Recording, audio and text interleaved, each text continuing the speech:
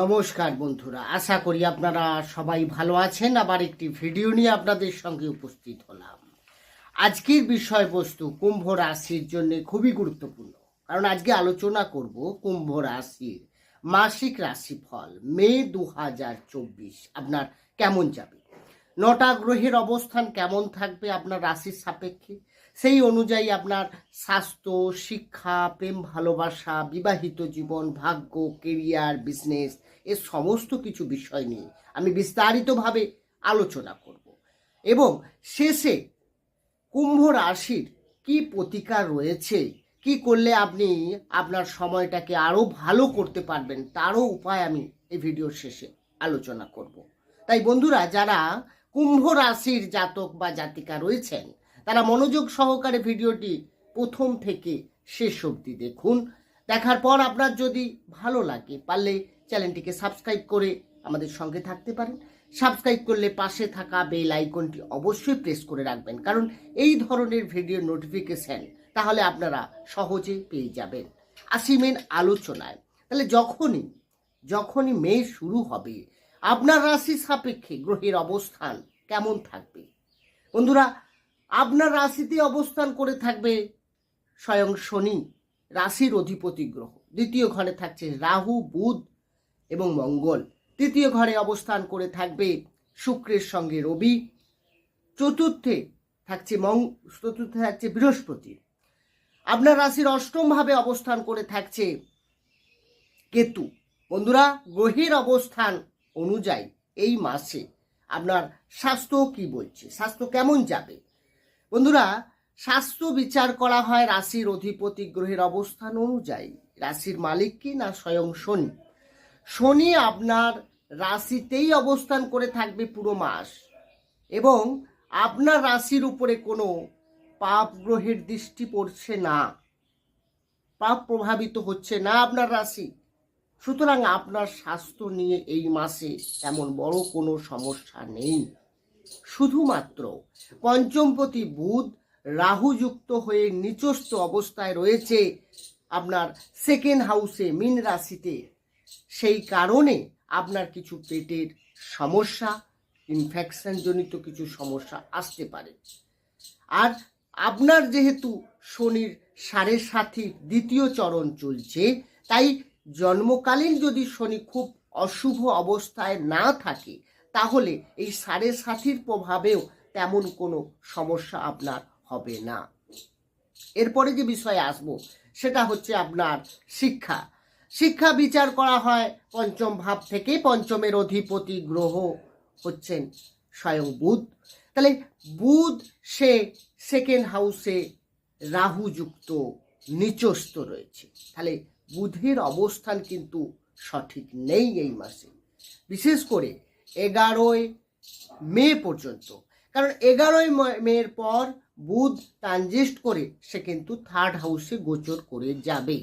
তাই 11 মে পর্যন্ত বিশেষ করে পড়াশোনার প্রতি আপনার বিশেষ নজর রাখতে হবে।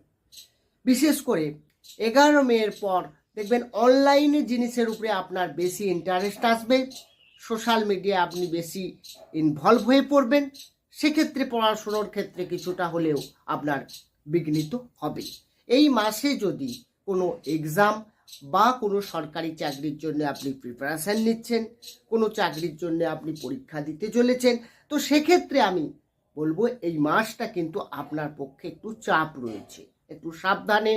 কারণ আপনার মনকে ডাইভার্ট করতে পারে, রাহু যুক্ত হয়ে আছে।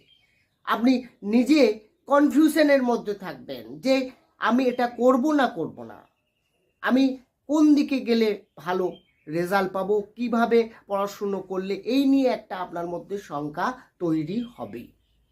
এরপরে যে বিষয়ে আসবো সেটা হচ্ছে আপনার প্রেম ভালোবাসা। বন্ধুরা, পঞ্চম থেকেই প্রেম ভালোবাসা বিচার করা হয়। পঞ্চমপতির বুধ সে আগেই বললাম নিচস্থ হয়ে সেকেন্ড হাউসে অবস্থান করে থাকছে। তাই এখানেও প্রেমের ক্ষেত্রে কিছুটা ডিস্টার্ব দেখা যাবে। প্রেমে মিসআন্ডারস্ট্যান্ডিং, আপনি কথায় কথায় দুজনের মধ্যে কিন্তু ঝামেলা লেগে যাওয়া, বা আপনি যেটা আপনার মনের কথা বলতে চাইছেন বা বোঝাতে চাইছেন, সামনের ব্যক্তির মধ্যে কিন্তু সেটা থাকবে না। তার ফলে দুজনের মধ্যে সমস্যা তৈরি হতে পারে। প্রেমের ক্ষেত্রে এই মাস কিন্তু একটু সাবধানে এগোতে হবে, বিশেষ করে 11 মের পর যখন রবি যুক্ত হবে, কারণ 14 মে পর্যন্ত রবি আপনার থার্ড হাউসে থাকছে পঞ্চমপতি যুক্ত হয়ে। তো সেক্ষেত্রে আপনার 14 মের পর প্রেমের ক্ষেত্রে কিছুটা হলেও সমস্যা থেকে আপনি বেরিয়ে আসতে পারবেন। এরপরে যেটা আসবো সেটা হচ্ছে আপনার বিবাহিত জীবন। বিবাহিত জীবন বিচার করা হয় সপ্তম ভাব থেকে। সপ্তমের অধিপতি গ্রহ রবি উচ্চস্থ হয়ে আছে আপনার থার্ড হাউসে। এক্ষেত্রে আপনার লাইফ পার্টনারের কেরিয়ারের গ্রোথ দেখা যাচ্ছে, তার পার্সোনাল লাইফে, তার ভাগ্যে, তার আর্থিক উন্নতির কিন্তু ভালো একটা দিক দেখা যাচ্ছে। কিন্তু থার্ড হাউস কুণ্ডলী যেহেতু শুভ নয়, তাই আপনার সঙ্গেও কিছুটা হলেও মনোমালিন্য বা ডিস্টার্ব থাকতে পারে। তাই আপনাদের মধ্যে কোনো সমস্যা হলে সেটা আলোচনার মাধ্যমে মিটিয়ে নিন। ইগো বা আপনার মধ্যে অ্যাটিটিউড, এগুলো কিন্তু বিবাহিত জীবনের ক্ষেত্রে কিছু সমস্যা তৈরি করতে পারে। আপনাকে একটু সাবধানে এগোতে হবে। তবে ওভারঅল যদি দেখা যায়, বিবাহিত জীবন এই মাসে কিন্তু যথেষ্ট পজিটিভ। এবং আপনার যদি কোনো যোগাযোগ থাকে, আপনি যদি অবিবাহিত হয়ে থাকেন, সেই সব কুম্ভ রাশির ক্ষেত্রে বলবো এই মাস বিবাহের ক্ষেত্রে কিন্তু উপযুক্ত। আপনাদের কিন্তু যোগাযোগ অনেক ফাইনাল হতেও পারে। এরপরে যে বিষয়ে আসবো সেটা হচ্ছে আপনার ভাগ্য, সব থেকে গুরুত্বপূর্ণ। এই মাসে ভাগ্য আপনার কতটা সাথ দেবে, আপনি কি সহজেই কোনো কাজকে সফল করতে পারবেন, না কোথাও বাধার সৃষ্টি হতে চলেছে? বন্ধুরা, ভাগ্য বিচার করা হয় নবম ভাব থেকে। নবমের অধিপতি গ্রহ শুক্র, যে কিনা আপনার রাশির তৃতীয় ভাবে অবস্থান করে থাকছে 19 মে পর্যন্ত। তারপরে চতুর্থ ঘরে নিজের হাউসে চলে যাচ্ছে। তাহলে এই তৃতীয় ভাবে অবস্থানকালীন কিছুটা হলেও ভাগ্যের আপনার সমস্যা আসতে পারে। কোনো শুভ কাজ, মাঙ্গলিক কাজ বা কোনো মিটিং অ্যাটেন্ড বা কোথাও ট্যুর ট্রাভেলে যাওয়া, যে কোনো বড় কোনো সিদ্ধান্ত নিতে গেলে আপনার 19 মের পর কিন্তু যথেষ্ট ভালো রয়েছে। 19 মের আগে কিছু বাধা থাকতে পারে, বারবার কাজটা করতে হতে পারে, বা সহজে না হওয়া এটা কিন্তু দেখাচ্ছে, বা কোনো কোথাও আটকে যাওয়া এগুলো দেখাচ্ছে। তো এক্ষেত্রে আমি বলবো, ভাগ্যের সাপোর্ট যখন আপনার থাকবে পুরোপুরি, তখনই কোনো বড় ডিসিশন, বড় কাজ আপনি করতে পারেন। 19 মের পর ভাগ্য আপনার যথেষ্ট ভালো রয়েছে। এরপরে যে বিষয় আসবো সেটা হচ্ছে আপনার কেরিয়ার, কর্মক্ষেত্র নিয়ে আলোচনা কুম্ভ রাশির ক্ষেত্রে। বন্ধুরা, কুম্ভ রাশির দশম ভাব থেকে তো কেরিয়ার বিচার করা হয়। দশমপতি মঙ্গল আপনার রাশির সেকেন্ড হাউস অর্থাৎ দ্বিতীয় ভাবে মীন রাশিতে রাহু যুক্ত হয়ে অবস্থান করে থাকছে। এক্ষেত্রে বলবো কেরিয়ারের ক্ষেত্রে কিন্তু কিছুটা ডিস্টার্ব থাকবে। অর্থাৎ আপনার কাজ করার যেমন এনার্জি থাকবে, কাজটা করার জন্য আপনি সাহসিকতার সহিত এগোবেন, কিন্তু কাজটা করে ঠিক স্যাটিসফ্যাকশন হবে না, আপনার কিছু আনস্যাটিসফ্যাকশন তৈরি হবে। কর্মক্ষেত্র নিয়ে আপনি চিন্তায় থাকবেন। কেরিয়ারে কোনো যদি জব চেঞ্জ করতে হয়, এই মাসে একটু সাবধানতার সহিত এগোতে হবে, বড় ডিসিশন না নেওয়াই ভালো। এবং কাজের জায়গায় আপনাকে সম্মান জানানো বা আপনার যারা কলিগরা রয়েছে তাদের সঙ্গে কিছু মিসবিহেভিয়ার তৈরি হতে পারে, এক্ষেত্রে আপনাকে একটু সাবধানে এগোতে হবে। এছাড়া কেরিয়ারের ক্ষেত্রে দেখা গেলে আপনার যদি টার্গেট থাকে, টার্গেট অ্যাচিভও হবে। আপনার বাণীর উপরে কিছুটা কন্ট্রোল আপনাকে নিজেকে করতে হবে, নাহলে সেলসের কাজে কিছু বাধা আসতে পারে।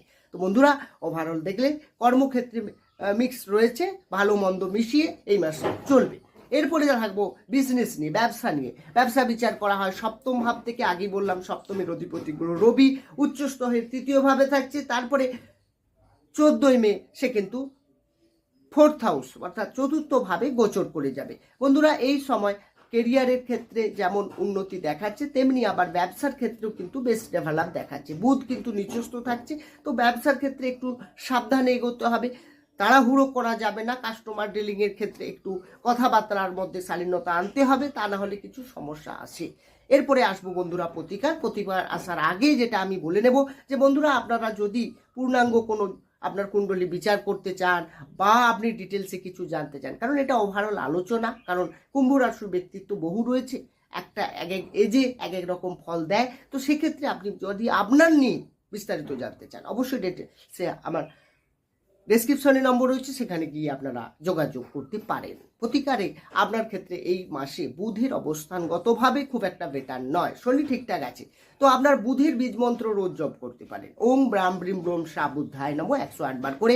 আপনার দেখবেন অনেক বেটার হচ্ছে, আপনার অনেক অনেক ভাগ্যের সাপোর্ট পাচ্ছেন, আপনি কাজ অনেক সহজে করতে পারছেন। বন্ধুরা, এই ছিল আজকের আলোচনা। কেমন লাগলো আলোচনা কমেন্ট বক্সে অবশ্যই জানাবেন। ভালো থাকুন, সুস্থ থাকুন, দেখা হবে অন্য একটি ভিডিও নিয়ে। নমস্কার।